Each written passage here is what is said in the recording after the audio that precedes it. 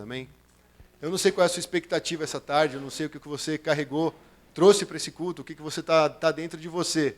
Né? E cada um aqui tem uma história, cada um aqui passou por uma semana, passou pelos seus desafios, passou por conflitos, passou por alegrias, e às vezes a gente guarda isso só para nós. Né? E é engraçado, porque hoje a mensagem vai falar sobre testemunhar Jesus. E eu queria começar falando nesse culto uma dinâmica que foi feita lá no Cancion. Eu não sei se os meus irmãos lembram, para quem faz Cancion, não sei nem se a Cátia e o Ama chegaram a fazer. O professor Henrique, ele ia dar o devocional. E no devocional, normalmente, um cara vai lá, dá uma palavra, a gente ora, né? Antes a gente toca o louvor, como se fosse um cultinho normal, né? Uma palavrinha de incentivo. Só que o Henrique, ele gosta de quebrar algumas barreiras, né? Alguns paradigmas. Aí a primeira coisa, ele pegou uma cadeira, sentou na frente da gente e falou, hoje eu não vou trazer nenhuma palavra. Hoje vocês vão trazer uma palavra. E vai ser a palavra do testemunho de vocês. Então ele dividiu metade para cá, metade para lá. Essa metade iria ficar de pé, essa metade ia permanecer sentado. E aí daqui, cada um ia escolher uma pessoa de lá para falar como conheceu Jesus, o que Jesus fez na vida. Né? E aí eu estava em pé. Aí eu fui lá no cara e escolhi um. E aí ele falou, ó, quando eu fizer assim, vocês começam a testemunhar. E aí quando eu fizer assim, vocês param e trocam. E aí, beleza, ele fez o estalinho dos dedos, aí eu fui lá na orelha do cara, comecei a falar. Acho que não deu nem 2 minutos, eu já tinha terminado. Aí comecei a olhar para o lado, um monte de gente tinha terminado. E eu olhava para o professor lá na dele. Eu falei, tipo, o cara não vai estralar o dedo, né? Aí ele esperou, acho que 5 minutos, não sei se foi isso, se foi mais, se foi menos. Estava incomodando, né? Porque já todo mundo estava meio em silêncio, assim. Aquele que estava falando ainda ficava falando meio baixinho, porque só estava ele falando. E aí, de repente, ele estalou o dedo, aí ele falou, para, vocês não vão trocar. Eu quero entender por que quando a gente vai testemunhar de Jesus, a gente é tão breve. Ele fala, não é possível, quantos anos vocês têm de cristão? Qual é a sua caminhada com Cristo? E como é que você fala dessa caminhada em menos de 2 minutos? Ele falou, vocês vão pensar, vão ir lá no profundo do que Deus fez na vida de vocês, e vocês vão começar a testemunhar. E se estralar o dedo e você mudar de pessoa, não importa se você parou no meio da história. E aí na outra você continua essa história. Aí parecia que tinha que ter mais de 2 horas para você ficar falando. E isso tem a ver com testemunhar Cristo. Isso tem a ver com nossa sequência de conhecer Jesus, o Filho de Deus. Nós estamos na segunda mensagem sobre conhecendo Jesus, o Filho de Deus, e nós vamos falar sobre testemunhar Jesus. Eu acho que os cristãos eles vão crescendo, né, na vida da fé. No começo tem aquela empolgação, você sente as coisas, você sente o coração aquecido, você experimenta coisas novas, uma palavra, o Salmo 23 para você é uma novidade, você fica tão feliz de ouvir aquela palavra, aí você sai do culto, você quer falar de Jesus, você quer sair com os irmãos e ficar compartilhando o que Deus tocou, e aí vai passando a vida, vai passando as coisas, e a gente começa a direcionar a nossa fé para outras coisas. A gente começa a usar Deus para nos abençoar e cumprir os nossos planos aqui na terra. Mas no começo, nós éramos pessoas que reconhecíamos que nós precisávamos de Jesus. Nós vínhamos atrás desse amor, e nós recebíamos esse amor, porque o nosso coração estava aberto para Deus.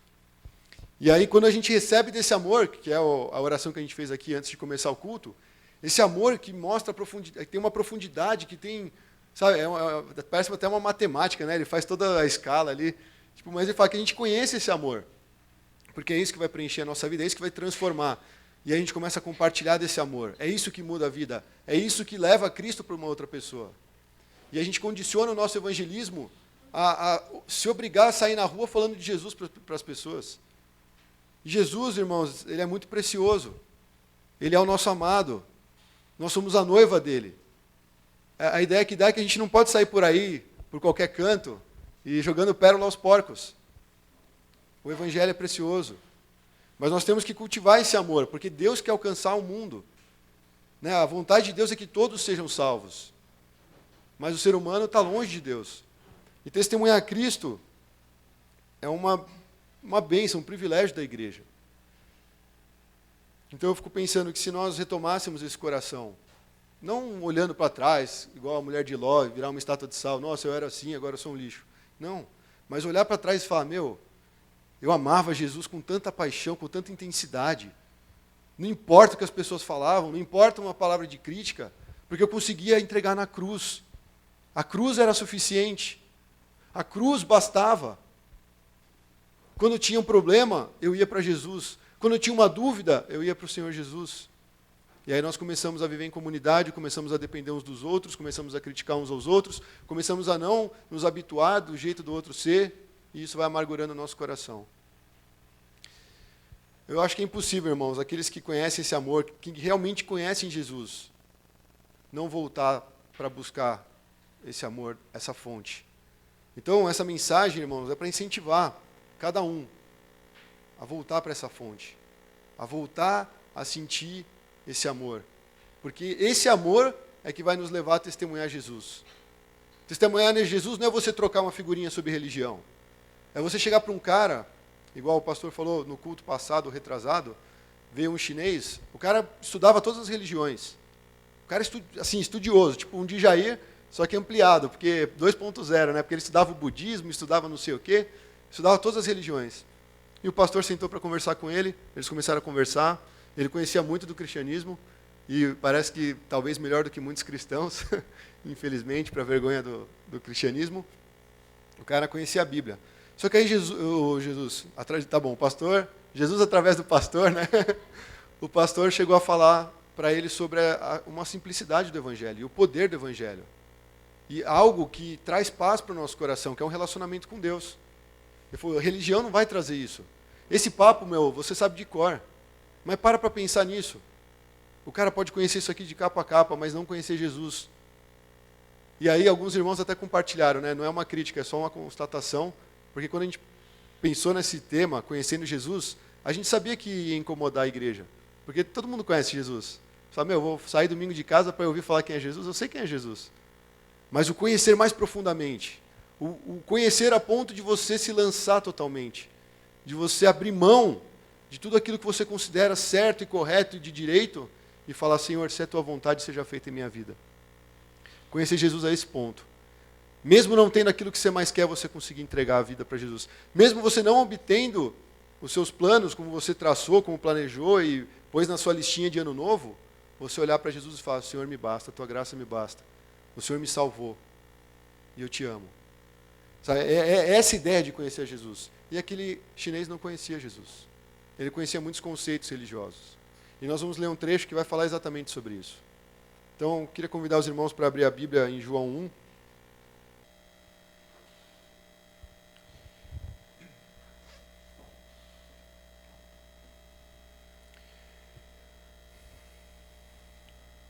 João 1, do 19 ao 34. Nós falamos sobre o Verbo, né? O Verbo era Deus, estava com Deus, criou todas as coisas, Ele é a luz do mundo, Ele veio para os que eram seus, e eles recusaram, e de repente a gente vai falar sobre aquele que não era a luz, mas que veio preparar o caminho do Senhor. E esse texto fala sobre João Batista. Esse foi o testemunho de João, quando os judeus de Jerusalém enviaram sacerdotes e levitas para lhe perguntarem quem ele era. Ele confessou e não negou, e declarou abertamente, não sou o Cristo. E perguntaram-lhe, então quem é você? É Elias? E ele disse, não sou. É o profeta? Ele respondeu, não. E finalmente perguntaram, quem é você? Dê-nos uma resposta para que alevemos aqueles que nos enviaram. Que diz você acerca de si próprio? João respondeu com as palavras do profeta Isaías, eu sou a voz do que clama no deserto, faça um caminho reto para o Senhor. Alguns fariseus que tinham sido enviados interrogaram-no, então por que você batiza se não é o Cristo, nem Elias, nem o profeta? E respondeu João, eu batizo com água, mas entre vocês está alguém que vocês não conhecem. Ele é aquele que vem depois de mim, cujas correias das sandálias não sou digno de desamarrar. Tudo isso aconteceu em Betânia, do outro lado do Jordão, onde João estava batizando. E no dia seguinte, João viu Jesus aproximando-se e disse, vejam, é o Cordeiro de Deus que tira o pecado do mundo. Este é aquele a quem eu me referi quando disse, vem depois de mim um homem que é superior a mim, porque já existia antes de mim. Eu mesmo não o conhecia, mas por isso é que vim batizando com água, para que ele viesse a ser revelado a Israel. Então João deu o seguinte testemunho, eu vi o Espírito descer do céu como pombo e permanecer sobre ele. Eu não teria reconhecido se aquele que me enviou para batizar com água não me tivesse dito, aquele sobre quem você vira o Espírito descer e permanecer, esse é o que batiza com o Espírito Santo. Eu vi e testifico que este é o Filho de Deus. Amém? Primeira coisa desse trecho, João Batista estava cumprindo um ministério. o ministério que Deus deu para ele. Ele estava abraçando a vocação. E ele veio preparar o caminho para o Senhor. Ele estava lá fazendo a sua rotina, né, ministerial, batizando, falando para o pessoal se arrepender, falando, vai vir alguém de quem eu não sou digno nem de desatar as sandálias. E aí você vê que alguns religiosos foram atrás de João Batista. Mas o que é isso que você está fazendo? Que estilo de vida é esse que você está levando? Afinal de contas, quem é você?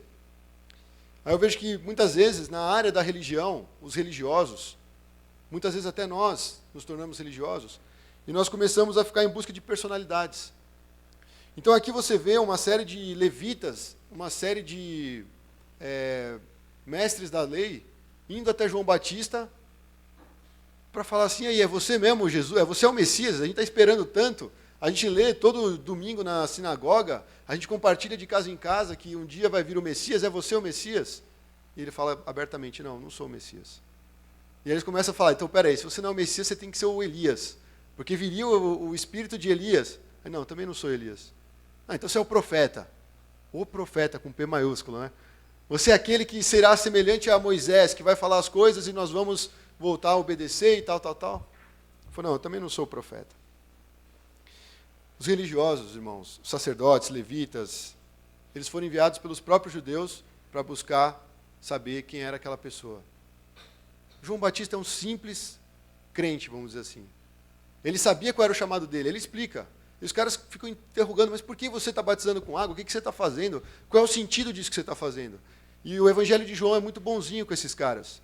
Porque quando está em outro evangelho, testemunhando a respeito de João Batista, ele olha para os caras e fala, raça de víbora. Quem impediu vocês de fugirem da ira vindoura? Vocês estão falando da lei de Deus, mas vocês não vivem a lei de Deus. Vocês não aproximam as pessoas de Deus, vocês afastam ela. Vocês impedem que elas entrem no reino. E eu vou batizar, mas depois vai vir alguém que vai batizar com fogo e com o Espírito Santo. Então João Batista, ele não era um cara tão tranquilo, não. Ele era um cabra macho, como falam os nordestinos, né? E João Batista, ele estava ali, nessa região, começando a preparar o caminho do Senhor, falando para as pessoas, façam um caminho reto ao Senhor. E no testemunho de outros evangelhos, as pessoas perguntam, mas e aí, o que a gente tem que fazer? Ele fala, é simples. Se você rouba, não roube mais. Se você tem 2 túnicas, dá uma. Ele começou a falar coisas práticas, para falar assim, se vocês querem realmente entrar no reino, se vocês realmente querem fazer parte disso que vai acontecer em Israel, vocês precisam começar a viver. Vocês precisam começar a largar seus hábitos religiosos, que vocês se apegam tanto, e começar a entender qual que é a vida que Deus quer para nós. Então eu vejo que a religião, ela busca sempre levantar um ícone para todos poderem aplaudir. Ontem eu estava falando com a Lala sobre vários cantores, né, evangélicos. E aí eu mostrei para ela umas 3 músicas assim que eu ouvia lá no sertão. E lá é muito diferente o estilo, né? E eu até mandei uma para o grupo de louvor assim e mostrei para a Laura. E ela lá começou a dar risada, né? Porque é muito engraçada a música. E eu lembro que eu mandei para o grupo de louvor e falei para a Laura, ninguém respondeu nada, acho que ninguém gostou. Mas é uma história de um cara que está longe de Deus, né? E Deus está com saudades de conversar com ele. Ele fala, pô, a gente era tão amigo, você me buscava de madrugada, mas agora você não tem mais tempo para mim, né? Então eu comecei a ouvir essas músicas e eu comecei a conversar com a Laura. E aí nós começamos a falar de alguns ícones do mundo gospel. E eu comecei, a Karen ministrou a música Tu És o Cordeiro, né? E deu aquela nostalgia e eu fui ouvir algumas músicas bem antigas lá do DT. Quando eu fiquei sabendo que ia ter essa música, eu falei, nossa, a Liz vai até chorar. Ela fica até emocionada, dando glória a Deus. Mas eu vi o vídeo, primeira coisa do vídeo, as roupas eram ridículas. Um dia nossos filhos vão estar vendo os vídeos aí do culto, vão ver a gente tocando e falar, meu, como é que os caras vestiam isso, né? Então, mas você viu o povo adorando, com a Ana Paula Valadão, você sente que tem algo diferente. Você via assim, a câmera gosta de pegar os caras chorando, né? Os caras orando assim. Mas quando dá aquele close, você vê que aquela pessoa está sedenta por Cristo. E eu comecei a reparar, eu falei, hoje, esse cenário se tornou um show. Não estou falando do DT, estou falando o cenário gospel em geral. As pessoas compram um ingresso para fazer um congresso, compram um ingresso para ir no estádio, para ver alguém tocar, para ouvir música e para aplaudir homens. Mas naquele tempo, quando veio essas músicas que ministraram tantas vidas, eu odiava DT, irmãos. Odiava mesmo. A Laura botava e falei, tira essa porcaria. E aí eu fui fazer o seminário lá. Jesus, meu, sempre gosta de me surpreender. Mas aí, aquelas músicas começavam, não tinha como, aquilo lá era vida, porque aquilo é como se fossem testemunhos. Se não é testemunho pessoal da Ana Paula, de quem compôs, é a palavra de Deus purinha cantada. E aquela palavra começa a ministrar no teu coração, e você fala, meu, eu preciso de Jesus, eu quero me entregar. Pode ver os vídeos, cara, você vai ver, tem algo diferente. É diferente você pegar hoje lá um Fernandinho, todo mundo pulando lá, mó feliz. Você vê que está pulando feliz, porque a música traz felicidade, traz alegria. Se eu começar a tocar um forró aqui, eu sei que vão levantar uns, vão começar a dançar, porque é o ritmo, né? Mas não tem unção de Deus. Pode ter um forró com unção, né? Não é o estilo que vai definir. Mas estou falando o coração. Quando a gente coloca o coração nas coisas e começa a consagrar para Deus, começa a falar, Jesus, é para o Senhor. Sabe, esse louvor é para Ti, nós estamos Te adorando. Cara, aquilo lá começa a trazer um mover na igreja. Então eu não entendo uma igreja que no louvor não tem alegria, não tem entrega, não tem renúncia. Porque quando a gente vem no louvor, a gente está adorando a Deus. Eu mandei uma mensagem hoje lá para o pessoal do louvor, nem sei se eu vou achar aqui, mas falava sobre isso, né? Sobre a gente adorar. Peraí, deixa eu pegar aqui para não falar besteira.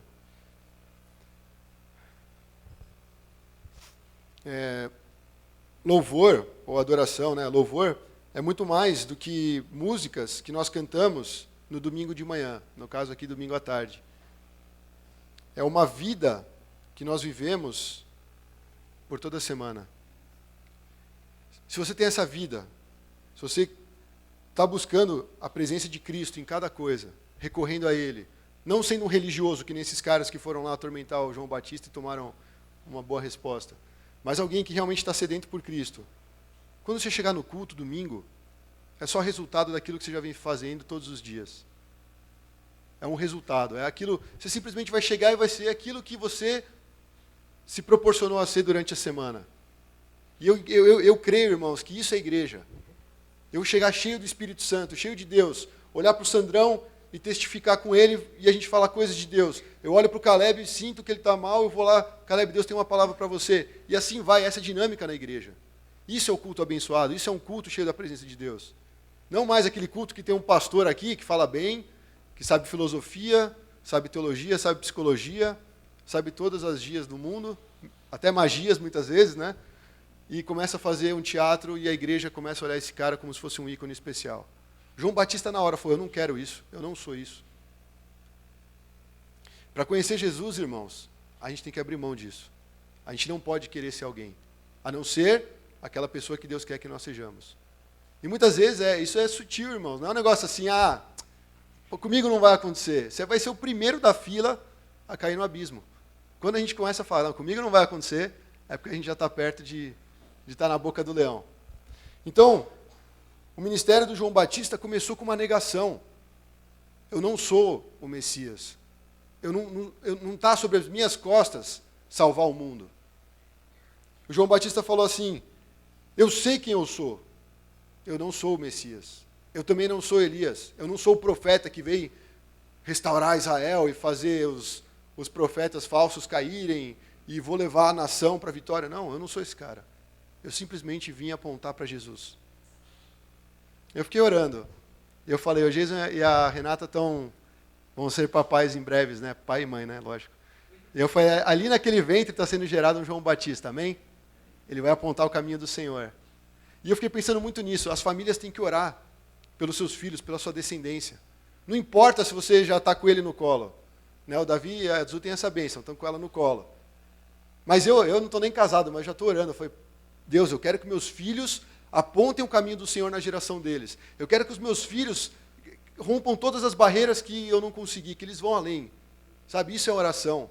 Você crê que Deus pode fazer isso. Você profetizar sobre o vale de ossos secos. E João Batista simplesmente seguia aquilo que Deus colocou no coração dele. Eu não vou carregar nenhum fardo que não é meu. Eu não vou dizer que eu sou Messias, eu não sou Elias, eu não sou o profeta. Eu sou simplesmente aquele que veio preparar o caminho do Senhor. Ele não era nenhuma ponte, ele só apontaria, aquela é a ponte. Jesus está lá, vai até ele, anda e conhece Deus. João Batista cumpriu esse ministério. Mas começou com uma negação, irmãos. E a proposta de Cristo para o discipulado é de negação. Quem quiser vir após mim, negue-se a si mesmo. Dia após dia, me segue, toma a sua cruz. Então, irmãos, para andar com Cristo, Essa é uma característica necessária. Negação e autoconhecimento. Porque ele não ficava lá cheio de autocomiseração. Nossa, eu sou um profeta no deserto, eu estou sozinho. E estão vindo vários religiosos que sabem tanto da lei, como é que eu vou responder para eles? Ele simplesmente falava, não sou eu, cara. Deixa eu fazer meu trabalho aqui, deixa eu continuar batizando com água, deixa eu continuar mostrando o caminho reto do Senhor, deixa eu continuar cuidando dessas ovelhas, até que venha o bom pastor, porque ele vai cuidar dessas ovelhas. Então esse era o João Batista. E ele falou uma coisa engraçada para esses caras. Ele falou assim, entre vocês está alguém que vocês não conhecem. Ele falou isso para os judeus. É como se nós olhássemos hoje para o povo cristão e falar, entre vocês está alguém que vocês não conhecem. Cara, que pavoroso isso. Nós somos cristãos sem Cristo, não tem como.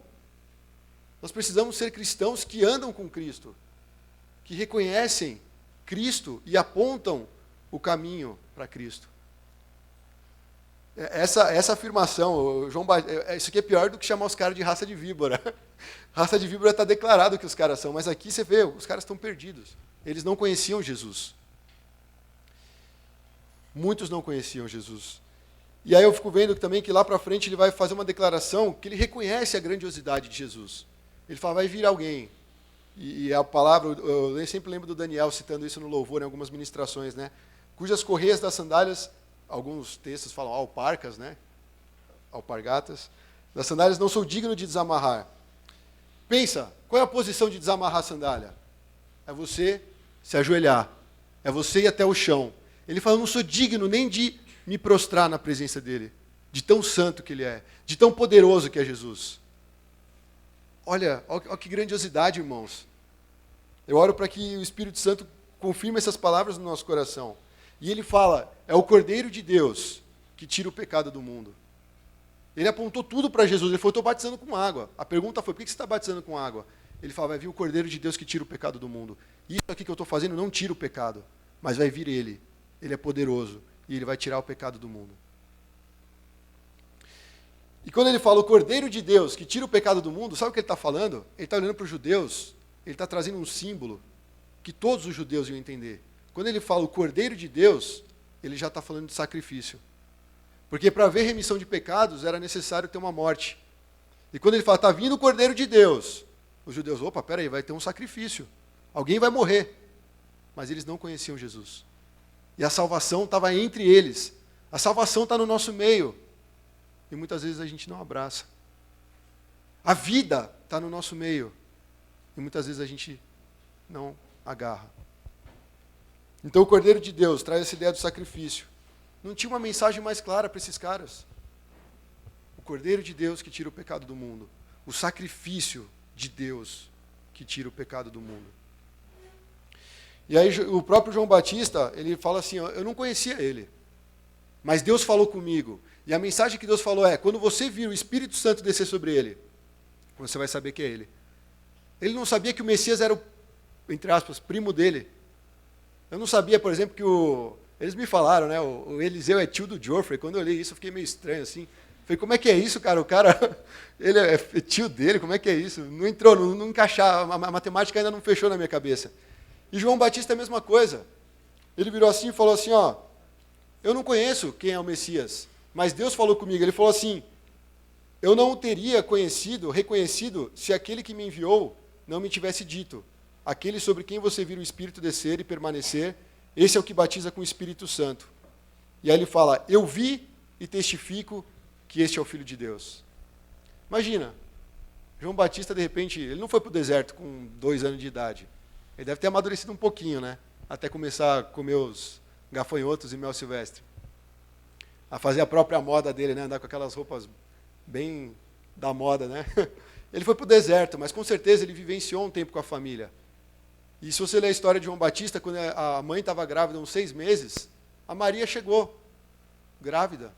E o João Batista já estava pulando ali, transbordando dentro dela, porque ele testificou, Jesus estava na barriga da Maria, João Batista estava na barriga da Isabel, é isso? E ali teve essa sensação, nossa, Jesus está aqui, o bebezinho nem tinha nascido, mas já estava lá louvando a Deus. Conhecer Jesus, ele talvez tenha jogado futebol com Jesus lá, perto do deserto, e de repente ele cresceu, foi fazer o ministério dele, e ele fala assim, eu não teria reconhecido se aquele a quem me enviou não tivesse dito, aquele sobre quem repousar o Espírito Santo, este é aquele que vai batizar com o Espírito Santo. Então, João Batista, assim como nós, ele tem uma caminhada. E nessa caminhada nós precisamos começar a perceber e reconhecer aonde está Jesus. Quem é Jesus? E é isso que vai fazer a diferença na nossa vida. E aí ele falou, eu vi e testifico que este é o Filho de Deus. É esse que a gente precisa, é dele. Eu só preciso dele, do Filho de Deus. João 6, do 44 a 45, não tem no PowerPoint, fala assim, ninguém pode vir a mim, se o Pai que me enviou não o atrair. E eu ressuscitarei no último dia.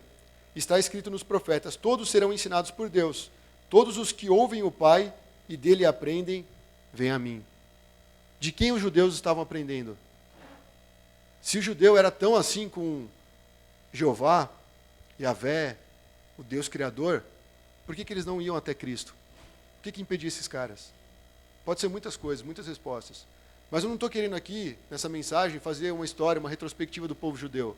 Eu quero fazer uma aplicação para a igreja de hoje. O que acontece hoje na igreja que a gente não está enxergando Jesus? O que acontece hoje na igreja que Jesus está aqui, está sentado aqui vendo o culto, adorando o Pai, e nós não estamos percebendo a presença dele.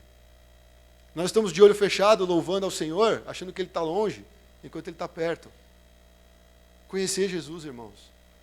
A gente pode ficar 10 anos pregando sobre conhecer Jesus, morrer pregando sobre conhecer Jesus, e se o nosso coração não deixar de ser duro, a gente pode não conhecer Jesus.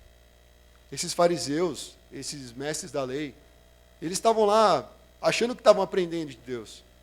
Mas o próprio Jesus falou, todos serão ensinados por Deus, e todos os que ouvem o Pai e dele aprendem, vêm a mim. Se nós estamos aqui, ouvindo de Deus, ouvindo a palavra de Deus, orando para o Senhor, é impossível que a gente não se aproxime de Cristo.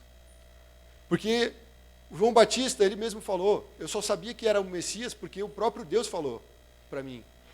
Deus testemunhou, falou, meu filho vai estar lá. Fique esperto, porque quando vier uma pombinha e parar ali, você sabe que é ele. Imagina, ele estava com o ministério reconhecido, por mais que ele não aceitasse, não quisesse a grandiosidade do ministério, as pessoas iam até ele. Esses caras foram enviados pelos judeus. Haviam aqueles que eram gentios que iam até lá observar. Existia toda uma multidão seguindo João Batista. Ele tinha até discípulos. E de repente, imagina que enrascada. Se ele não sabe quem é o Messias lá e fica fazendo isso. Todo mundo atrás dele esperando alguma coisa e nada acontece. Mas ele falou, eu vi e eu testifico que ele é o Filho de Deus. E aí, esse é o principal. O próprio Pai que enviou Jesus, ele nos atrai. Ninguém pode vir a mim se o Pai que me enviou não o atrair. E a promessa é, eu o ressuscitarei no último dia. O segundo ponto da mensagem vai falar sobre compartilhar Jesus. Compartilhando Jesus. João 1, 35 a 51. Tem muito a ver com isso, sobre o João Batista, sobre o estilo de ser de João Batista. Nós falamos que ele tinha vários discípulos, e aqui nós vamos ver o que aconteceu com algum desses discípulos. O texto está no versículo 35 a 51. No dia seguinte, João estava ali novamente com 2 dos seus discípulos. E quando viu Jesus passando, disse, vejam, é o Cordeiro de Deus. E ouvindo-os dizer isso, os 2 discípulos seguiram a Jesus. E voltando-se, vendo Jesus, que os 2 o seguiam, perguntou-lhes, o que vocês querem? E eles disseram, Rabi, que significa mestre, onde está hospedado? E ele respondeu, venham e verão. Então eles foram por volta das 4 horas da tarde. Viram onde ele estava hospedado e passaram com ele aquele dia André, irmão de Simão Pedro. Tinha um ponto aqui. Passaram com ele aquele dia. André, irmão de Simão Pedro, era um dos 2 que tinham ouvido o que João dissera e que havia seguido a Jesus. O primeiro que ele encontrou foi Simão. O André foi lá e encontrou Simão, seu irmão. E lhe disse, achamos o Messias, isto é, o Cristo, e o levou a Jesus. E Jesus olhou para ele e disse, você é Simão, filho de João, será chamado Cefas, que significa Pedro. E no dia seguinte, Jesus decidiu partir para Galiléia. E quando encontrou Filipe, disse, siga-me. E Filipe, como André e Pedro, eram da cidade de Betsaida. Filipe encontrou Natanael e lhe disse, achamos aquele sobre quem Moisés escreveu na lei, e a respeito de quem os profetas também escreveram, Jesus de Nazaré, filho de José. E perguntou Natanael, Nazaré, pode vir alguma coisa boa de lá?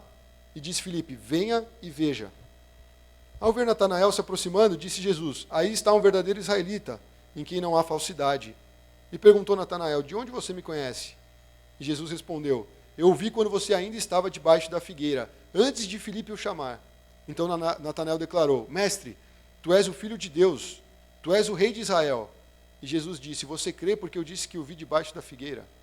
Você verá coisas maiores do que essa. Então acrescentou: digo-lhes a verdade, vocês verão o céu aberto e os anjos de Deus subindo e descendo sobre o Filho do Homem. Nós vamos falar sobre testemunhar a Cristo. Nós vimos que João Batista tinha os discípulos. E o que aconteceu com esses discípulos? Uma vez que o ministério de João já estava em andamento, uma vez que o Messias já tinha sido revelado, qual que é a tendência natural? As pessoas seguirem ele. Se coloca no lugar de João Batista. Você trocou a fralda do seu filhinho, deu comida, cuidou dele, cortou o cabelo, ajudou ele a estudar para o vestibular. Daqui a pouco ele cresce e sai de casa. Mas João Batista em nenhum momento prendia esses caras. Ele falava assim: eu sou a voz do que clama no deserto, e eu quero que vocês preparem o caminho para o Senhor. E nisso, uma hora ou outra, ele sabia que essas pessoas não iriam mais estar com ele. Porque quando Jesus se revelasse ali, ele ia atrair muitos para ele. A humanidade toda, um dia, vai dobrar o joelho diante de Jesus. Então, muitas vezes, na nossa caminhada com Deus, é necessário tirar as muletas. Deus tem falado isso muito com a gente. Tirar as muletas. Tirar a dependência. Seja do seu pai, seja da sua mãe, seja do seu esposo, da sua esposa, namorado, enfim. Tire as muletas. Se nós conhecemos Jesus, Ele é suficiente. O Macor falou isso no retiro. Jesus é suficiente. Ele é uma fonte que não esgota. Às vezes, os nossos relacionamentos, eles se esgotam. As pessoas, elas parecem ser fortes, mas chega um momento que aquilo tudo vai sumindo, porque o ser humano é limitado. É como se fosse, você vai sugando a pessoa, tem uma hora que ela não tem mais força. Então nós não podemos colocar a nossa dependência em pessoas. Por mais que a pessoa seja bem intencionada, por mais que a pessoa seja uma pessoa que está lá se santificando na presença de Deus, buscando a Deus, vivendo maravilhas, não dependa de pessoas. Conheça Jesus, dependa de Jesus. E aí o que aconteceu? Quando ele testemunhou de Cristo para os discípulos, os seus discípulos passaram a seguir Jesus. Aqui falando de 2, mas com certeza muitos outros. E esses caras talvez estivessem procurando muitas coisas que não tem nada a ver com o reino de Deus. Porque lá para frente, quando Jesus vai fazer um discurso, que a gente já falou em alguns cultos, eles não suportam o discurso de Jesus. Porque Jesus ele não pega leve não, ele vai no centro da questão. Ele vai lá no ponto central, ele trata com a verdade. Ele é a verdade. Então, nós, na vida cristã, nós devemos lidar com a verdade. É a verdade que vai nos libertar. Amém? E aqui, os discípulos que foram atrás de Jesus, eles realmente foram conduzidos para a pessoa de Cristo. Porque a gente vê o efeito de conhecer a Cristo e depois viver para Cristo. Porque o André, assim que teve um contato com Jesus, cara, André, me explica quem é André. Que passagem na Bíblia fala de André? Tem essa e qual outra? André, X, mas ele andava com Jesus. O André chegou e falou, eu conheci Jesus, eu conheci o Messias, cadê meu irmão? Vou falar com ele, aquele cara precisa ver esse cara aqui, ele vai tomar umas bordoadas de Jesus.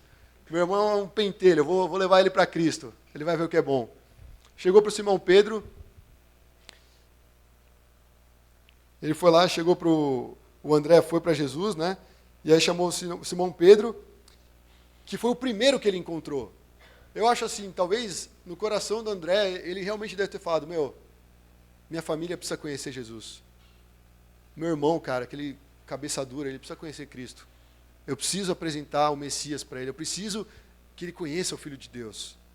Então, o primeiro cara que ele encontrou foi alguém da família dele.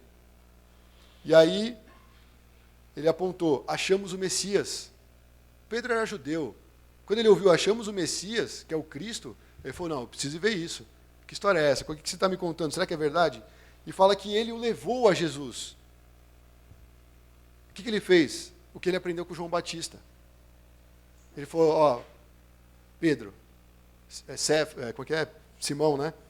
Simão, Ele é Jesus, está lá, pode ir. Ele não ficou querendo carregar o Pedro nas costas. É família, é amado, é querido. Muitas vezes até, vou dizer a palavra odiado, mas não é bem essa palavra, né? Tem conflitos, mas ele fala assim, o meu papel com o meu irmão é levar ele para Jesus.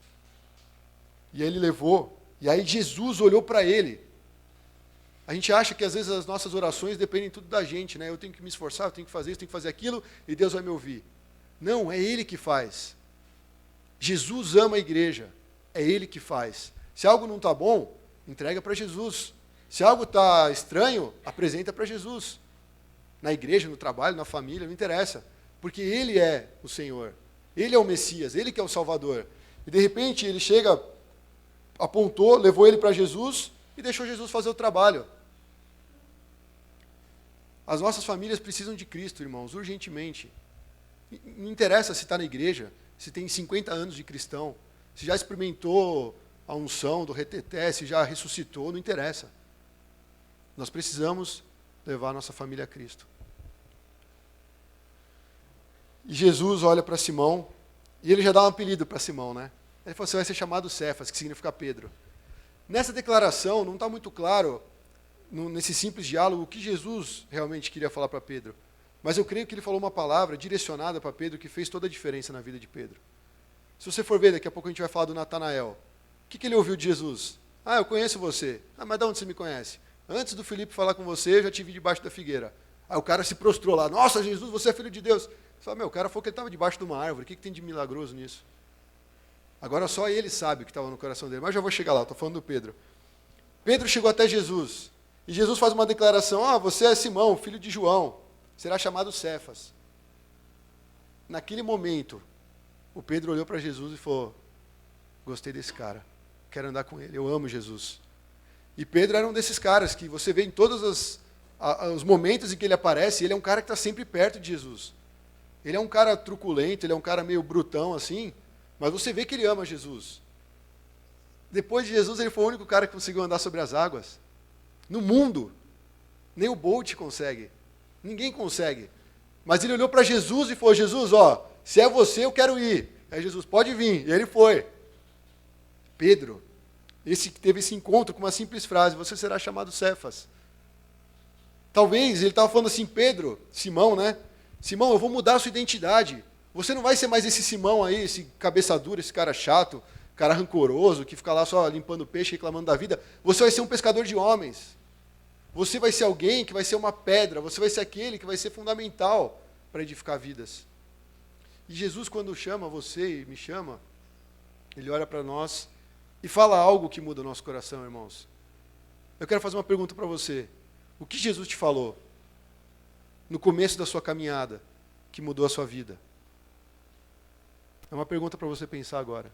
O que Jesus tocou no seu coração que fez você estar há tantos anos andando atrás dele? Mesmo que os trancos e barrancos, mesmo lutando com pecado, mesmo lutando com dificuldade, o que Jesus falou na sua vida que você falou, vale a pena seguir esse cara? Que é o Deus, tá? Estou falando isso com todo respeito. Vale a pena seguir Jesus. O que tem no nosso coração que nos faz olhar para ele e falar, ele é o nosso amado. Nós queremos Jesus. Vem Jesus. E aqui ele teve um encontro com Jesus. Então André chamou Pedro e falou, nós achamos o Messias. E quando ele levou o irmão para o Messias, o próprio irmão já começou a conhecer Jesus. E ele se apegou a Jesus. Não ficou o André, você tem que vir na reunião. Você tem que vir no culto aí, Pedrão. Não vai perder a bênção. Não, ele apresentou, esse é Jesus. E Pedro olhou e falou, eu quero, eu amo, eu preciso. Nem fala mais de André. Mas o André teve esse passo. Importantíssimo para o cristianismo. Não é nem para a história de Deus, para o cristianismo. Porque a declaração que ele fez para Pedro é um chamado glorioso. Igual do João Batista. Ele falou, eu sou igual Isaías lá, a voz que clama no deserto. Nossa, que título legal, hein? Você é a voz que clama no deserto. Primeiro, deserto não tem ninguém. Você está clamando o quê lá? E muitas vezes o chamado do cristão é esse, está clamando. Você está no seu emprego lá, onde só tem os casca-grossa, está falando de Jesus, está orando pelo povo, você não vê o povo mudar, mas em nome de Jesus, eles vão ter um encontro com Jesus. Eles vão mudar. Na tua família, você está orando? Deus vai ao encontro. Porque não é só a gente levar até Jesus, aí que vem a questão, aí que vem o amor que Jesus tem pelos seus. Porque no próximo passo, fala que Jesus encontrou Filipe. Jesus foi até Filipe, olhou para ele e falou, me segue. O que Filipe estava fazendo? Quem era Filipe? Ele só olhou para Filipe e falou, vem, segue. O próprio Jesus foi até ele e falou, vem. E Filipe é muito interessante, porque aí ele foi até Natanael, né? Ele falou, nossa, esse simples carpinteiro cativou meu coração. Eu estou pensando no meu amiguinho aqui, aquele infeliz daquele Natanael, que fica cheio de dúvida na cabeça. E eu vou falar para ele o que eu acabei de encontrar. Ele falou assim, achamos aquele sobre quem Moisés escreveu na lei, e a respeito de quem os profetas também escreveram, Jesus de Nazaré, filho de José. Ele faz uma descrição da humanidade de Jesus. Ele fala, Jesus de Nazaré, o local que ele era. Eles têm muito esse negócio, né, de falar de onde o cara era. Não sei o que, José de Arimateia, não sei o que, de Cesareia. E aqui ele falou, Jesus de Nazaré, filho de José. Ele fala um cara comum, um carpinteiro. E aí Natanael olha assim, primeira coisa, o preconceito. Pô, Nazaré? Pode vir alguma coisa boa de lá? Eu pensava assim, do Rio de Janeiro pode vir alguma coisa boa? E eu conheci tantos irmãos especiais, ó. Tem Euli, Sandrão, tantos outros, a mim, né? Vem coisa boa de lá. Tem que mandar os corintianos para lá. Estou brincando. Mas esse encontro é muito importante, irmãos. Porque pensa, ó, a primeira pessoa que veio na cabeça de Filipe foi Natanael. E ele não falou para Natanael igual André, nós encontramos o Messias, porque ele era um judeu, ele estava esperando o Messias. Mas ele vai para o Natanael e fala de alguém que é um humano. Mas ele faz uma declaração, ele fala assim, achamos sobre aquele sobre quem Moisés escreveu na lei. Meu, esses dois caras deviam ser uns caras cabeçudos. Eles estudavam muito. Eles estudavam a lei minuciosamente. E ele fala, achamos aquele que Moisés escreveu na lei. Moisés era o cara top lá para os judeus. Ele fala, nós achamos aquele que ele escreveu na lei. E também nós achamos aquele que os profetas escreveram. E é um cara simples. É Jesus. Ele é um carpinteiro. De Nazaré ainda. Não Nazaré paulista, né? Um cara de Nazaré. E aí ele fala, não é possível. De Nazaré não pode vir coisa boa. Aí sabe o que o Filipe fez? Ele falou, cara, esse cara eu já debati tanto a lei com ele. Já falei tanto para ele sobre essas coisas. Sabe qual a resposta que eu vou dar? Vai ser a maior resposta teológica do mundo. Ele falou assim para ele. Filipe olhou para Natanael e disse, venha e veja. Você quer saber se ele é Jesus? Você quer saber se vem coisa boa de Nazaré? Você quer ver se esse carpinteiro é realmente o Messias? Vai ver. Experimenta Jesus. Cara, isso aqui tudo é estratégia de evangelismo. Tudo isso aqui ensina a gente a compartilhar Jesus. Se a sua crise, para falar para os seus amigos de Jesus, eu não sei o que falar, lê essa parte e vê que é simples. Um foi lá, pensou no cara que era da família, ó, vou te levar para Jesus. Tó, Jesus, esse aqui é meu irmão, esse aqui é Jesus. Tchau. Deixa os dois lá se entenderem. De repente, Jesus foi lá e foi até um cara e chamou. E tem outros que você vai lá, está debatendo há tanto tempo, discutindo, sentando, estudando. Você fala, meu, quer saber? Vai lá e vai experimentar agora. Você vai ter um relacionamento com Jesus. Tipo assim, o Filipe, ó, está entregue. E ele foi. Natanael, ele tinha tanta sede, tanta busca, que ele foi até Jesus. E aí Jesus fala para ele o seguinte. Quando ele apareceu na presença de Jesus, quando ele se aproximou, Jesus já olhou para ele e falou assim, ó, aí está um verdadeiro israelita em quem não há falsidade. Para Pedro, ele fez uma afirmação de mudar a identidade do Pedro. E para Natanael, ele simplesmente olhou e confirmou. Falou, você realmente é um israelita em quem não há falsidade. Eu consigo ver sinceridade no teu coração, Natanael. Talvez para incomodar ele com aquele negócio, será que vem coisa boa de Nazaré, né? Aí Jesus já usou isso para dar uma provocada nele, assim, tipo, tá vendo? Estou sabendo o que você pensa. E aí ele perguntou, mas de onde você me conhece? De onde você me conhece, Jesus? E aí ele respondeu, eu o vi quando você ainda estava debaixo da figueira, antes de Filipe o chamar. Talvez ele estivesse orando, eu preciso encontrar logo esse cara que eu estou estudando há tanto tempo, eu estou lendo tanto a Bíblia, eu estou estudando tanto, estou buscando tanto, estou orando tanto, eu não encontro nada. É Jesus. E ali, naquele momento, ele encontra Jesus. E aí Jesus olha para ele e faz essa declaração, e essa simples declaração que fala, ó, eu te vi antes do Filipe te chamar, quando você estava sentado naquela figueira, com as suas crises, com os seus pensamentos dos porquês da vida, eu já te vi. E é daí que eu te conheço, no seu íntimo. Quando você entra no seu quarto, quando você põe a sua cabeça no travesseiro, Jesus está falando, eu te conheço. Eu sei quem você é. E eu sei que não há falsidade no teu coração. Meu, vê como Jesus é. A gente tem que olhar para Jesus não pelo que, como é que eu vou fazer para alcançar os caras, que estratégia eu vou usar. Não, aqui são relatos, são testemunhos, são compartilhamentos de como Jesus pode ser apresentado e como a gente pode conhecer Jesus. Mas em tudo, é Jesus que faz as coisas. O nosso caminho é igual ao do João Batista, só aponta, só mostra. Mas João Batista mostrava. Esses caras, quando tiveram contato com Jesus, eles começaram a mostrar Jesus. Então, igreja, o nosso papel como cristão é ter esse chamado do João Batista. Preparar o caminho para o Senhor. Não importa se você vai ficar na Praça da Sé berrando o Salmo 23, ou se você vai estar na tua faculdade, orando pelas pessoas. Chegando quando a pessoa estiver com alguma necessidade e conseguir apontar Jesus para ela. A gente tem que estar atento, irmãos. Porque é um prazer participar da obra de Deus.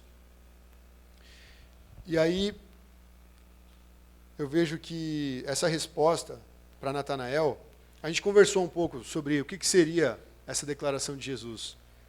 E o pastor falou que muitos judeus explicam que na figueira, debaixo da figueira, é um lugar onde eles se reuniam para discutir a Torá, para discutir a lei. E todo esse discurso que tem entre Filipe e Natanael, você vê que eles realmente tinham esse debate, porque a resposta que Filipe dá é, nós encontramos aquele que nós estávamos procurando lá, que a Moisés falou, que os profetas falaram, ou seja, eles realmente estavam lá buscando e tentando encontrar. Sair da letra e começar a viver no Espírito. Sair daqueles estudos, daqueles ensinos e começar a viver na vida. É isso que nós precisamos como cristão. Se nós estamos em contato com Cristo, nós não vamos ficar satisfeitos só com o estudo bíblico. Nós não vamos ficar satisfeitos com alguém botando a colher da nossa boca na célula e falando, ó, mastiga. Ah, não mastiga não, deixa que eu mastigo para você. Até o movimento do mastigar, a pessoa tem que fazer. Não. Cada um que foi até Jesus começou a ter uma vida dependente dele. A gente começou falando esse tópico sobre tirar as muletas. Se você tem muleta, tira. Vai até Jesus. E ele faz até o coxo andar. Jesus, ele é tão maravilhoso que ele compartilha a caminhada com a gente. Ele fala, tome sobre vós o meu jugo. Ele quer andar do nosso lado. Ele não vai mandar você sair correndo na frente dele. Ele quer caminhar lado a lado, no nosso lado, todos os dias, em cada decisão. Ele quer fazer parte da nossa vida. E eu vejo que o testemunho pessoal é sempre um dos meios mais frutíferos da gente produzir discípulos no mundo. Discípulos para Jesus. Então, a gente tem que cuidar da nossa vida, irmãos. Por isso que a gente sempre fala, conhecendo Jesus. Se nós conhecemos Jesus, algo precisa ser mudado constantemente em nossa vida. Algo nós precisamos colocar diante dele. Talvez seja uma dúvida, talvez seja um pecado, talvez seja um desvio de conduta, talvez seja até uma omissão. Mas nós precisamos sempre estar na presença de Jesus. E ele vai nos falar o que nós precisamos fazer. Ele vai afirmar quem somos. Ele vai dizer o que há no nosso coração. Assim como ele fez com esses discípulos. E por último, nesse trecho, ele fala uma coisa para Natanael. Você está super impressionado que eu falei que você estava lá debaixo da figueira? Mas você vai ver coisas maiores do que essa. Irmãos, aqueles que andam com Jesus, aqueles que conhecem Jesus, eles vão ver coisas grandiosas. E isso é testemunho, isso é vida, isso é presença de Deus constante no nosso caminhar. Eu vou trazer um exemplo da mulher samaritana, e depois eu vou trazer um exemplo pessoal, pode ser? Não que eu esteja me comparando com ela. Mas coisas maiores do que essa vocês verão. Eu fiquei pensando na mulher samaritana. Eu não vou fazer outra pregação aqui, mas todos conhecem bem a realidade da mulher samaritana. Ela estava no meio de um poço, numa hora do dia lá indevida.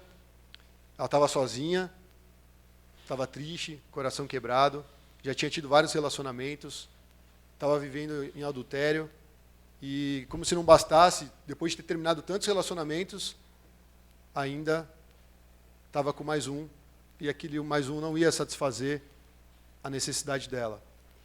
E de repente, um homem com sede chega perto dela e senta, e começa a conversar com ela.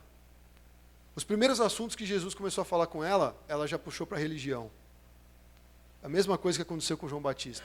Quando Deus está fazendo uma obra, escuta isso, igreja, quando Deus está fazendo uma obra, a primeira coisa que a gente faz é apelar para o contexto religioso, com as coisas que a gente acha que a gente sabe. E isso trava a gente. Porque Jesus, ele quer ensinar a verdade. Ele quer que a gente ande nesse caminho. Ele é o caminho para que a gente conquiste essa vida. Ele é o caminho, a verdade e a vida. Tudo está em Cristo. Sem Cristo não podemos fazer nada.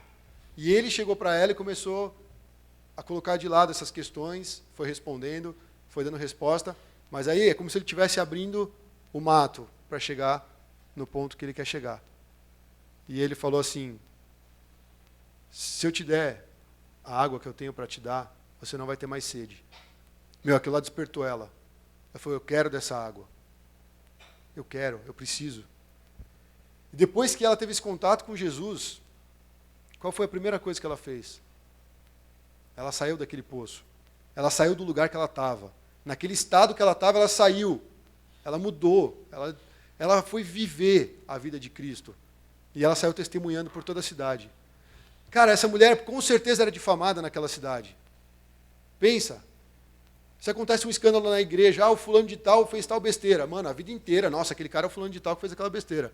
O cara virou pastor, mas o cara fez aquela besteira. O cara vai se aposentar, o cara se aposentou, mas fez aquela besteira. A gente vai carregando o pecado da pessoa. Mas Jesus olha para ela e fala, tirei esse pecado da sua vida. Você vai andar diferente hoje. E ela não teve medo de voltar para Samaria e falar a respeito do Cristo. E com certeza o pessoal de lá tinha uma mentalidade religiosa, porque os samaritanos não se davam com os judeus.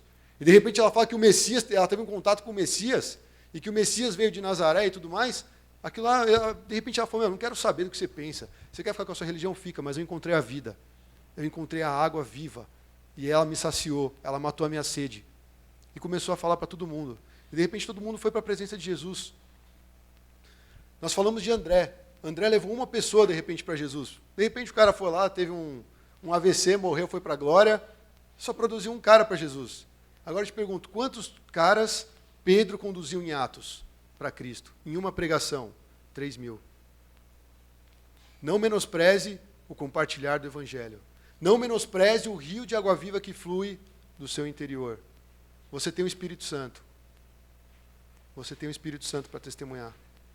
E é isso que vai transformar as vidas. Ela simplesmente relatou aquilo que ela experimentou. Tem coisa mais fácil do que isso? A gente posta lá no Facebook, né? Comi em tal lugar, eu aprovei tal lugar, esse hotel é bom, aquela viagem foi boa. Nós estamos testemunhando, é a coisa mais fácil de fazer. Se você experimentar Cristo, você vai sair por aí, aonde você for. Deus vai te mostrar alguém triste, Deus vai te mostrar alguém necessitado, Deus vai te mostrar alguém sedento, que por mais que a pessoa por fora pareça estar tudo bem, às vezes tem sede lá, e você tem água viva para dar para essa pessoa. Então, a mulher samaritana é um grande exemplo de alguém que testemunhou Jesus. E ela não teve medo. Ela falou, o que Cristo fez na minha vida, não tem como negar. E eu vou viver essa fé a partir de hoje. Para finalizar, um testemunho pessoal.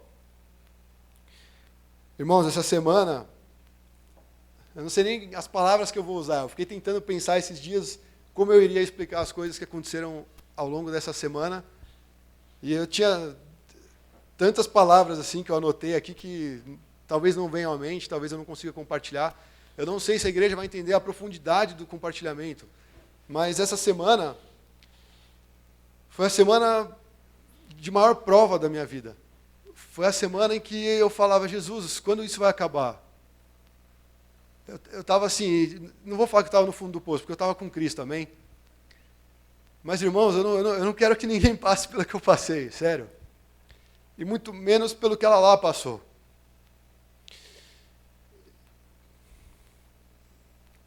Em todo o tempo, por mais que a gente não conseguisse ver uma solução, a gente abria a palavra de Deus. E a palavra de Deus ela é viva e eficaz. E Deus falava para a gente as coisas através da palavra. Eu não sei explicar, eu não vou também contar tudo, porque quem vai dar o testemunho vai ser a Laura, se ela quiser. Mas a Lala, essa semana, ela teve muita luta espiritual. E a gente nunca viu acontecer coisas que aconteceram com ela essa semana. E Deus levantou muitos irmãos para orar por ela, para ir lá estar com a gente. E eu creio que Deus escolheu essas pessoas, não porque elas são mais especiais, mas Deus sabia como é que está o coração de cada um. E aquelas pessoas se dispuseram aí.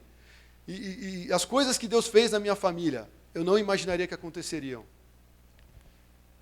Eu vou resumir bem a história, irmãos, mas eu não quero que vocês fiquem preocupados. Ela está bem, tá bom? A gente estava passando por um trabalho de libertação com ela lá, orando por ela. E a gente não conseguia dormir, a gente estava super preocupado, a gente não sabia, qualquer barulho que a gente ouvia, qualquer coisa, a gente ficava preocupado com ela, não sabia se ela ia estar bem, se ela ia reagir bem, se ela ia sair daquilo. Ela é psicóloga, ela começou a falar, Ju, acho que eu estou tendo um surto psicótico. Eu falo, Laura, não é surto psicótico, não confia nisso, isso não é verdade. E a gente ministrando a palavra nela, e ela estava tão preocupada com essas coisas, que você podia pregar para ela a Bíblia inteira, ela parecia que não estava ouvindo, que não ia entender, que não conseguia reagir. E a gente não dormiu a semana inteira, os irmãos que participaram também não dormiram, e eu agradeço a Deus por eles. E eu sei que quando Deus faz uma coisa, irmãos, por mais forte que pareça ser, por mais assustador que pareça ser, Deus está no controle. E Deus transforma toda maldição em bênção. Deus, Ele faz do deserto um manancial. E a gente presenciou isso, irmãos. Eu nunca imaginei na minha vida, eu sou filho de pai separado. E uma vez eu estava na minha casa orando, e eu tive uma visão, assim, uma percepção, que o meu pai e minha mãe, um dia eles iam estar juntos. E eu falei, é impossível. E toda vez que eu via acontecer várias situações, sei lá, uma festa de formatura, um casamento, os dois só, oi, tudo bem, acabou. E minha mãe, eu sabia que ela já tinha um monte de coisa resolvida com meu pai. E eu não sabia como era o coração do meu pai. E eu não sabia como é que as coisas iam acontecer. Mas sempre me vinha aquilo, você uma vez orou e Deus te mostrou que os dois um dia iam estar juntos. E continuei vivendo assim. Aí eu conheci o pessoal da Pão da Vida, e desde o começo que eu venho aqui, que eu participava dos cultos, que eu conversava com os irmãos, que eu era ministrado, que as pessoas começaram a me apoiar na caminhada cristã, eu sempre tive muita alegria de servir na igreja. Só que aí, em casa, eu tinha um embate com a minha mãe, porque minha mãe, de uma certa forma, ela foi muito ferida pela igreja. Ela passou poucas e boas na igreja. Ela ouviu coisas de pessoas que provavelmente eram como esses fariseus, esses religiosos, que foram para João Batista e começaram a questionar ele. E que olhavam para a mulher samaritana e julgavam ela. E minha mãe, na questão da separação, ela sempre foi inocente. E a igreja pegou nas pedras e foi a primeira a atacar a pedra. E isso machucou minha mãe. Então, ela não entendia o fato de eu estar congregando na igreja, por exemplo, vir no domingo, ficar o domingo inteiro e não ficar com a família. E isso sempre foi um ponto de conflito. Eu lembro que uma vez eu estava tão amargurado que eu falei assim, mãe, se você quer que eu saia da igreja, mas isso for para o bem da família, for a vontade de Deus, eu faço isso agora.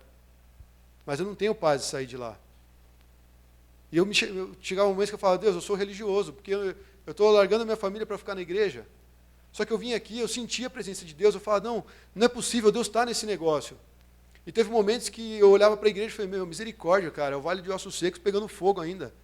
Parece que não vai sair nada de bom. E eu falava, Deus, eu tenho que continuar aqui. Quando é que vai acontecer as coisas? E aí Deus foi me chamando, me levou para o seminário, me tornou alguém que pode servir a igreja em tempo integral. E o pastor Anacon acompanha, a Anne acompanha, tio Willi, a gente tem a reunião ministerial. Várias vezes eu tinha aflição no meu coração. Eu falei, Deus, você me chamou para isso? Para ficar nessa gangorra, para ficar, sabe, instável, para não ter uma posição. O João Batista tinha a posição dele, ele sabia o que ele tinha que fazer e fazia. Eu falei, parece que falta vida. Sabe, parece que não tem mais aquele fluir do rio. Foi uma profissão normal. E aí Deus, acho que ouviu a oração e essa semana resolveu estalar os dedos. E aí começou a acontecer essas coisas. E aí, no meio da semana, o pastor, a Anaquan e a tia Alice foram orar. Mais tarde chegaram o Sandrão e a Jane, também o Caleb e a Karen foram. E naquele dia, depois que a Lala tinha passado por um processo bem complicado, e a gente viu que ela estava melhor, ela estava conseguindo conversar, ela sentia muito medo. Mas era um medo que ela não conseguia parar para olhar para você e conversar. Eu nunca vi minha irmã daquele jeito. Vocês conhecem a Laura. E eu falava, Deus, a menina que eu conheço que mais ora, é a menina que mais é apaixonada pelo Senhor. Como é que isso acontece com a minha irmã? Eu que mereço isso, não ela. Sabe, essas coisas começaram a passar na minha cabeça. Eu falava, como é que pode? Sabe, se o Senhor é Deus, faça algo, né? A gente começa a ficar desesperado. Mas eu estava na festa de família, da família Chang, e aí, quando começou as gincanas, eu falava para a Karen, cara, eu preciso ir para casa, minha mãe está super desgastada, a minha irmã está lá, eu não sei como é que ela está, sabe? E o tempo que eu fiquei para lá, antes de sair para a festa, a Laura estava bem. Quando eu saí de casa, minha mãe falou que começou a vir de novo aquelas opressões, ela começou a ficar com muito medo, e foi super difícil. Então, quando eu voltei da festa, eu estava super desanimado no carro, eu falei, não, Deus, não é possível, eu não estou aguentando. Vários dias sem dormir, sem ver uma perspectiva de mudança, sabe? Aí, quando eu cheguei em casa, irmãos, não tenham medo dos momentos difíceis, ali Deus está com a gente. Quando as águas transbordarem, elas não nos afogarão. E aí, tudo que eu abria, todos os versículos que eu lia, todos os salmos, as palavras começavam a saltar. E aquilo começava a fortalecer. E mesmo sentindo opressão, medo, aquilo não tinha poder sobre a minha vida, nem sobre a vida da minha mãe. Mesmo a gente estando desgastado, a gente era fortalecido pela palavra de Deus. E Deus ia confirmando o que a gente precisava fazer, cada detalhe. As pessoas que foram ministrar, Deus direcionava cada uma com a palavra de sabedoria, com discernimento. E Deus protegeu a Laura em todo o tempo. Eu orava, Deus, a mente da minha irmã, guarda a mente da minha irmã. Eu tinha medo dela ficar louca, dela começar a achar que o problema era ela e tal. E para testemunhar o que Deus fez na minha família. No momento em que eles terminaram a oração, que a Laura já estava bem, já estava respondendo normal, se reuniu na minha casa o meu cunhado com a minha irmã mais velha, a minha tia não, a Lala estava lá, eu, meu pai, minha mãe, o pastor Anaconha e a tia Alice. E a minha mãe, teve alguns momentos que a igreja tentou aproximar da minha mãe, mas a minha mãe tinha essa luta.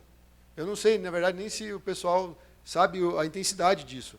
Mas quando eu vi o pastor Anaconha, a tia Alice, representando a igreja, a minha mãe e meu pai, eu falei, eu não acredito nisso que eu estou vendo. É maravilhoso demais para mim. Ver minha mãe confessando que já tinha perdoado meu pai por tudo que tinha acontecido. E ver meu pai reconhecendo que ele não teve a vida que Deus queria que ele tivesse no casamento. Cara, para mim foi um presente absurdo. E ontem, foi até ontem o negócio. Ontem acabou tudo, irmãos. Acabou tudo. E a Laura, ela foi totalmente restaurada. E eu falei, Laura, essa obra é como se fosse essa aqui da mulher samaritana. Deus conhece teu coração. As pessoas estão vendo você por fora, sabe que você é esforçada, que você faz isso, faz aquilo, mas dentro, Deus quer tratar dentro. E é Jesus que vai fazer esse tratamento. Nós estamos aqui para mostrar o caminho.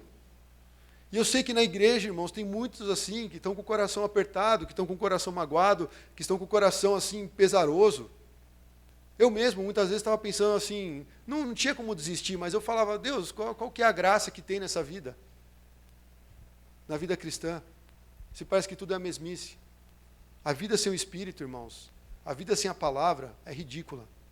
Não aceite menos que isso.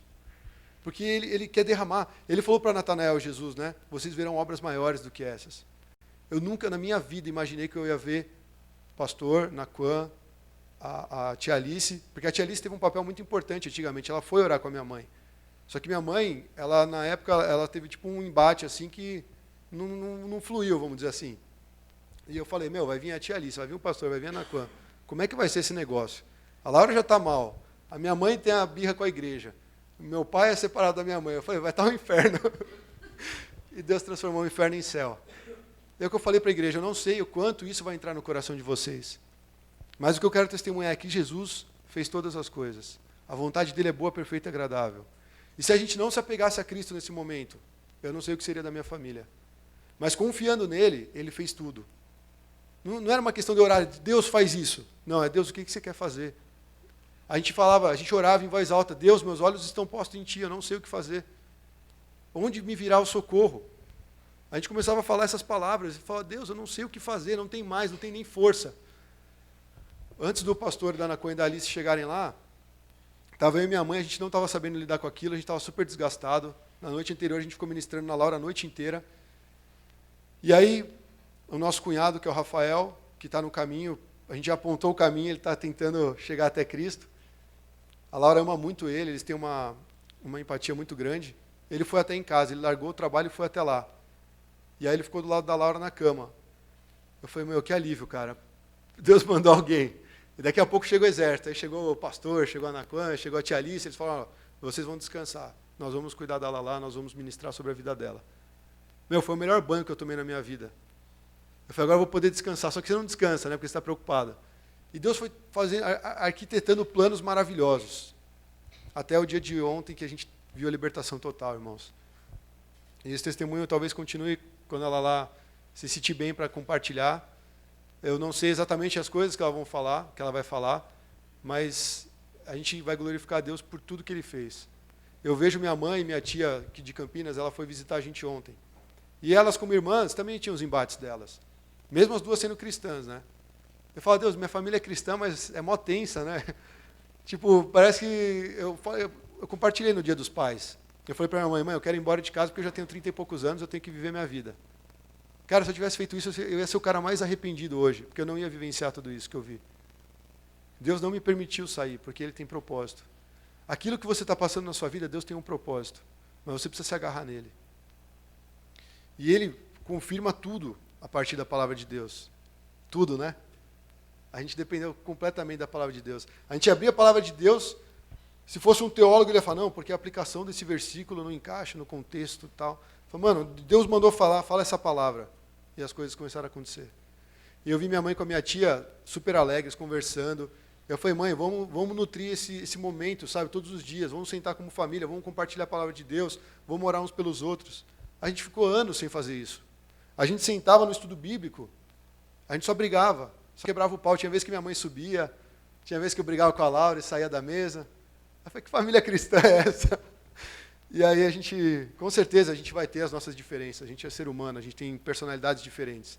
Mas a nossa disposição para fazer agora é diferente. Porque a gente convidou Jesus para entrar na nossa casa. E eu oro para que a Pão da Vida, como igreja, não deixe Jesus de fora. Cada um aqui tem uma responsabilidade. Cada um aqui tem um chamado. Cada um aqui vai prestar contas diante de Deus. E você é muito importante para o corpo de Cristo. Eu vi isso. Cada um sendo movido por Deus para fazer algo que Deus mandou fazer. Não adiantava eu ligar para o... Ô, Patrick, você que é da oração, vem aqui. Não. Deus foi chamando as pessoas. A gente nem queria divulgar muito, porque a gente não sabia que efeito isso ia trazer nas pessoas. A gente não sabia nem o que estava acontecendo, como é que a gente ia divulgar algo que a gente não sabe. Então, com certeza, se dependesse da Laura, ela preferia estar aqui, com todos vocês em volta dela, igual foi com o acidente dela. Todo mundo foi lá, não cabia nem mais gente na casa. Eu falei, Laura, é a mesma coisa, sabe? Mas ela precisou tirar as muletas. Né? Não é para ter pena, não é para ter um olhar de julgamento, mas é para entender que Deus fez uma obra na vida dela. E agora ela vai começar a andar como esses discípulos andaram, com Jesus, só com Jesus.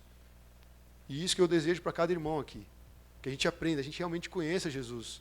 E na nossa aflição, nas nossas dúvidas, nas nossas questões, nas nossas limitações, a gente recorra a Ele.